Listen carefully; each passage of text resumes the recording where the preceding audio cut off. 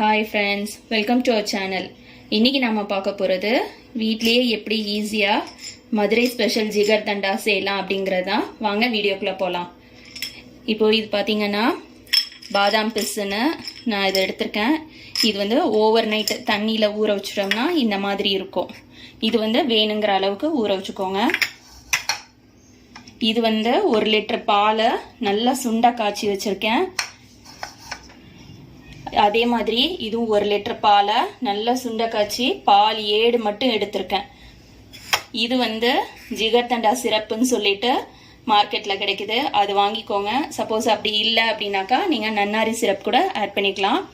Ice cream வந்து இது மாதிரி ரெடி பண்ண பால் சுண்ட காய்ச்சினதை ஃப்ரிட்ஜில் வச்சு நல்லா ஒரு 6 மணி நேரம் செட் பண்ணிட்டு அதுக்கப்புறம் அதை எடுத்து 2 தடவை மிக்சியில் போட்டு நல்லா அடிச்சிட்டிங்கனாக்கா ஐஸ்கிரீம் ரெடி ஆகிடும்.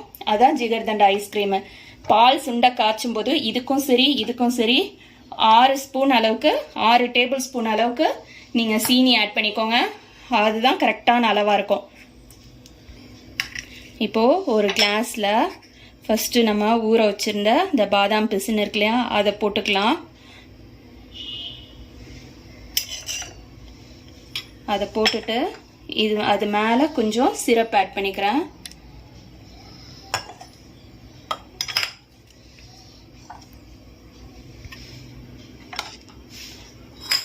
அந்த சிரப் ஆட் பண்ணதுக்கு மேலே நம்ம இந்த பால் ஏடு எடுத்து வச்சுருக்கோம் இல்லையா, அதை ஆட் பண்ணிக்கிறேன்.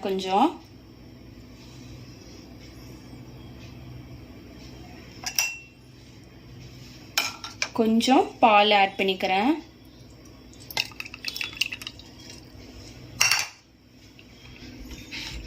இப்போ இது வந்து சுண்டை காய்ச்சின பாலில் ஐஸ்கிரீம் ரெடி பண்ணது நான். இது வந்து 1 ஸ்கூப் போட்டுக்கிறேன்.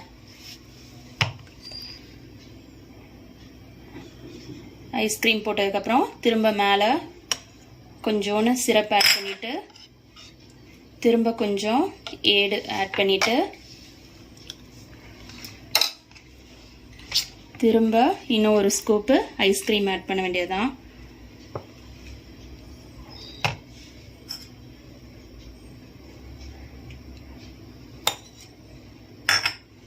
நம்மளோட ஜிகர்தண்டா ரெடி. இப்போ நம்மளோட ஜிகர்தண்டா ரெடி ஆயிடுச்சு.